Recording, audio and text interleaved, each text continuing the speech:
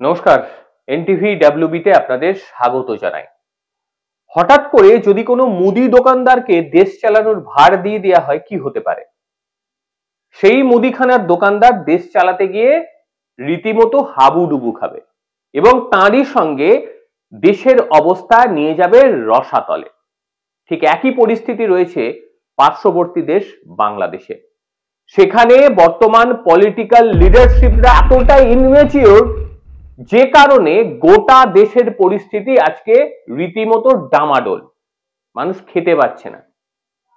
এই অবস্থায় ব্যাট ধরতে হলো সে দেশের আর্মি চিফকে।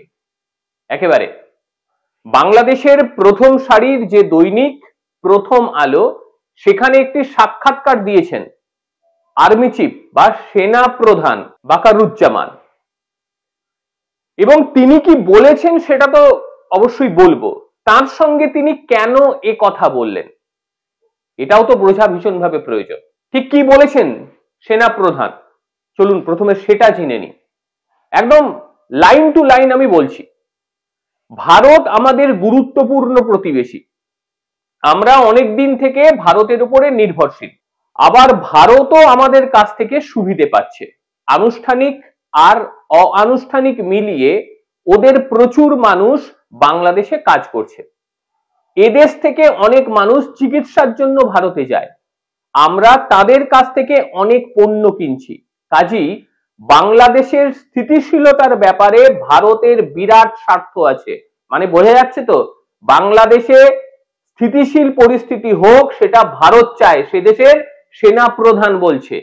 জনগণ যেন কোনোভাবেই মনে না করে ভারত বাংলাদেশের উপরে কর্তৃত্ব করছে বা এমন কিছু করছে যা বাংলাদেশের স্বার্থের পরিপন্থী, কোনোভাবেই মানুষ যেন এটা মনে না করে। বাংলাদেশি সেনা প্রধানের এই বক্তব্য গোটাটা আমি শোনালাম। কি কি বললো, একদম কাট টু কাট এই ধরনের কথা সে বলেছে। কেন বলতে হলো? তার কারণ বাংলাদেশে এখন যে তত্ত্বাবধায়ক সরকার রয়েছে তাদের দ্বারা দেশের পরিস্থিতি সামলানোর ক্ষমতা নেই। একেবারে পরিষ্কার এই কথা, তাদের দ্বারা দেশের পরিস্থিতি সামলানোর ক্ষমতা নেই। সেই কারণে বাংলাদেশের সেনা প্রধানকে এই ধরনের বিবৃতি দিতে হচ্ছে। বাংলাদেশের পলিটিক্যাল লিডারশিপ যারা রয়েছে তারা এতটাই ইনম্যাচিওর যে তাদের কর্মকাণ্ডের কারণে গোটা বাংলাদেশ মৌলবাদীতে পরিণত হয়েছে। গোটা বাংলাদেশে সন্ত্রাসবাদী ধীরে ধীরে বাড়ছে, বৃদ্ধি পাচ্ছে। এটা শুধুমাত্র তাদের কারণে।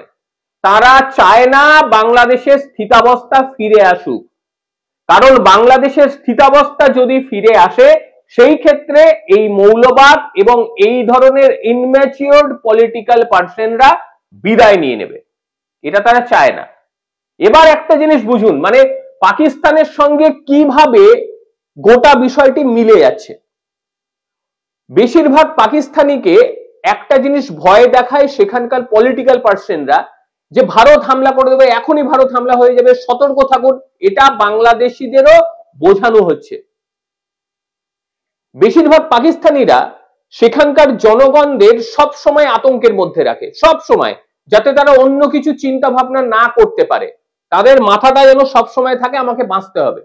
সেখানকার স্থানীয় মানুষদের বোঝানো হয় ভারত অ্যাটাক করবে, এখনই ভারত হামলা করে দেবে, তোমরা সতর্ক থাকো। মানে ভারত বিদ্বেষটা সেখানে ঢোকাবার চেষ্টা করে আসছে বছরের পর বছর ধরে। আদতেও ভারত কি করে? তাই করে না। ঠিক একইভাবে যদি আপনারা দেখেন উত্তর কোরিয়া, কিম জং, প্রত্যেকে জানেন, সেও তার নিজের দেশের সাধারণ মানুষদের ঠিক এইভাবে চমকে রাখে। কিরকম চমকে রাখে? সে বলে এখনই নিউক্লিয়ার অ্যাটাক হয়ে যাবে, আপনারা সবাই সতর্ক থাকুন। মাইকিং হয়, যাচ্ছে তাই পরিস্থিতি। মানে মানুষ ঘুম থেকে উঠে ভাবে কি করব, এখনই হয়তো আমরা মরে যাব, অন্য কিছু চিন্তা ভাবনার অবকাশ তাদের দেয় না। একটা দেশের পরিকাঠামোগত অবস্থান পরিবর্তনের জন্য সাধারণ মানুষের প্রয়োজন হয়, তাদের চিন্তা ভাবনা প্রয়োজন হয়, কিন্তু তাদের চিন্তা ভাবনাকে যখন শেষ করে দেয়া হবে, যখন অন্য কিছু ভাবতে দেয়া হবে না, স্বাভাবিক ব্যাপার, তারা তো নিজের বাঁচার কথা ভাববে, তারা দেশ, জাতি, উন্নতি এসব কিছু ভাববে না। ঠিক একই পদ্ধতি ব্যবহার করা হচ্ছে বাংলাদেশের ক্ষেত্রেও, একই পদ্ধতি।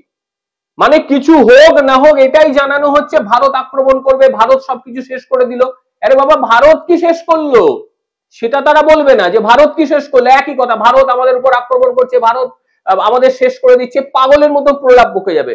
কারণ তাদের মাথাটাকে শেষ করে দেয়া হয়েছে ভারতের ভীতি দেখিয়ে।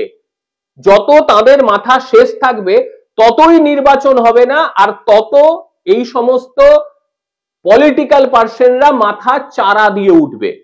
এটা যেভাবে পাকিস্তানে হয়, যেভাবে উত্তর কোরিয়ায় হয়, ঠিক একইভাবে বাংলাদেশেও হচ্ছে। বর্তমান অবস্থাটা ঠিক এই রকম পর্যায়ে বেরিয়েছে। মানে ভারত বিদ্বেষ ঢুকিয়ে দাও, ভারত ভীতি মনের ভেতর ঢুকিয়ে দাও, তাহলে আমরা আর অন্য কিছু চিন্তা ভাবনা করব না। পুরো বিষয়টি ঠিক এই স্ট্রাকচার তৈরি করা হচ্ছে। শুধু এখানেই থেমে নেই তারা, বাংলাদেশ আবার তাদের বাবা পরিবর্তন করছে। মানে কি, ওয়ার্ডটা হয়তো শুনতে খারাপ লাগলো, কিন্তু এটাই বাস্তব। তাদের father of the nation Mujibur Rahman, সবাই জানে তিনি কি করেছেন, তার পরিবারের অবস্থানটা ঠিক কি ছিল স্বাধীনতা সংগ্রামের সময়, প্রত্যেকে জানেন। সেই ফাদার অব দ্য নেশনকে তারা পরিবর্তন করছে। এবার এটা করতেই পারে, এটা আমরা বলার কি আছে। কেউ যদি বলে আমি আমার বাবাকে চেঞ্জ করব, তাহলে আপনি কিছু বলতে পারবেন? তাদের দেশের আইন রয়েছে, তারা তাদের বাবাকে চেঞ্জ করুক না করুক, আমাদের কি যায় আসে। কিন্তু আলোচনার ভিত্তিতে আর কি কথা, আমি আমার দেশের মানুষের সঙ্গে কথা বলছি, এটাই ব্যাপার। তারা হঠাৎ করে তাদের বাবা পরিবর্তন করতে চাইছে, এবং বাবা পরিবর্তন করে কাকে চাইছে? চাইছে জিয়াউর রহমানকে। এই জিয়াউর রহমানও সেই সময় জাতির পিতা মুজিবুর রহমানের সঙ্গে ছিলেন, তার সহযোগী ছিলেন, তাকে চাইছে। এইখানে একটা বিষয়, খুব লক্ষণীয় বিষয়, কেন চাইছে তাকে? অন্য কাউকে তো চাইতে পারতো, অনেকে ছিল, তাকে চাইছে না, একে কেন চাইছে?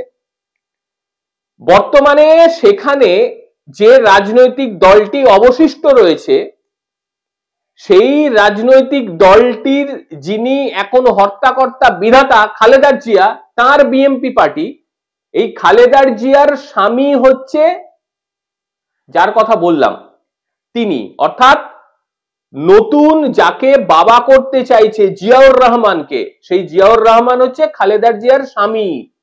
বিষয়টি বুঝতে পারছেন তো? কিন্তু এখানেও একটা লক্ষণীয় বিষয় যে কত ইতিহাস তারা মেটাবে।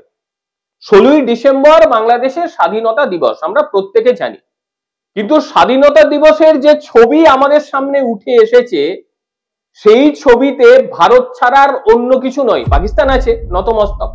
সেখানে কি হয়েছিল? জেনারেল জগদীশ সিং আরোরা, তার সামনে জেনারেল এ কে নিয়োজি, তিনি বন্দুক রেখে টেবিলে মাথা নত করে বলছেন যে আমরা মেনে নিলাম আমাদের হার, আমরা বাংলাদেশকে স্বাধীন করে দিলাম। ভারতের সামনে বলেছে। ইতিহাস, ছবি, এগুলো মেটানো যায় নাকি? মানুষের মনের মধ্যে আছে, রক্তের মধ্যে রয়েছে। এখন বিএনপি পার্টি বা সেখানকার জামাত যদি মনে করে যে আমরা এটা মিটিয়ে দেব, কখনোই সম্ভব নয়। এটা কোনো অবস্থাতেই সম্ভব নয়।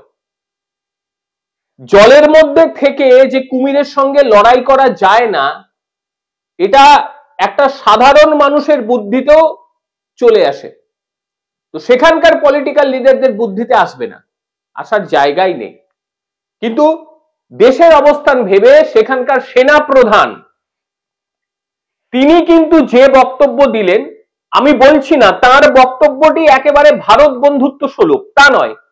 তিনি দুটো দিক ব্যালেন্স করে বক্তব্য রেখেছেন, এবং তার বক্তব্যের যদি সারাংশ বিচার করি, সেই ক্ষেত্রে আমরা দেখতে পাবো একটা ব্যালেন্স এবং খুব বাস্তবসম্মত তার বক্তব্য, ভীষণ বাস্তবসম্মত। কারণ তিনি ভারত সম্পর্কে যে যে কথাগুলো বলেছেন, সেই কথাগুলো একেবারে অক্ষরে অক্ষরে মিলে যাচ্ছে। সেনা প্রধান তো, তার মধ্যে কিছুটা হলেও দেশাত্মবোধ কাজ করে, মানে ট্রেনিং, মানে আর এ তো মৌলবাদীদের ট্রেনিং নয়, সেনা প্রধানদের ট্রেনিংটা একটু অন্যরকম হয়। তো স্বাভাবিকভাবেই সেই ট্রেনিং এ তার মধ্যে দেশাত্মবোধ কিছুটা তো রয়েছে, এবং সে দেশের কথা চিন্তা করছে যাতে দেশটার মধ্যে স্থিতাবস্থা বজায় থাকে, এবং এই জিনিসটা সে চিন্তা করছে বলে তার বক্তব্যে এই সমস্ত কিছু প্রকাশ পেয়েছে। আজকে সেনা প্রধান যে বক্তব্য দিয়েছে, সেই বক্তব্যের পরিপ্রেক্ষিতে আমরা অন্তত বলতে পারি তার কথা সুর টেনেই যে ভারতবর্ষ কোনোদিন কোনো দেশকে অস্থির করতে যায়নি, কারণ ভারতবর্ষ বিভিন্ন দেশকে সহযোগিতা করে তারও উন্নতির দিকে হাত বাড়িয়েছে। কিন্তু এই অকৃতজ্ঞ দেশের মানুষগুলো বুঝবে না। যাই হোক, সেখানকার সেনা প্রধান কিছুটা হলেও বলেছেন। বাস্তব ক্ষেত্রে কি হবে না, সেনা প্রধানের এই বয়ানের পরে সেখানকার মৌলবাদীরা তার ওপরেও চড়াও হয়ে যাবে আমার জানা নেই। তবে সাহসী বক্তব্য, ব্যালেন্স বক্তব্য, যে বক্তব্য ঠিকঠাক যদি সেখানকার মানুষজন শোনে, সেই ক্ষেত্রে অন্তত সে দেশের ভারত বিদ্বেষ কিছুটা হলেও হয়তো কমবে। আমি জানি না তাদের মাথা রয়েছে কিনা, যদি থাকে অবশ্যই কমবে। আমরাও চাই যে ভারতের বিরুদ্ধে এই যে বিদ্বেষ সেটা কমুক। কিরকম লাগলো আজকের প্রতিবেদন অবশ্যই জানাবেন। প্রত্যেকে ভালো থাকবেন, সুস্থ থাকবেন। আবারও দেখা হবে অন্য কোনো দিন অন্য কোনো ভিডিওতে। ততক্ষণের জন্য নমস্কার।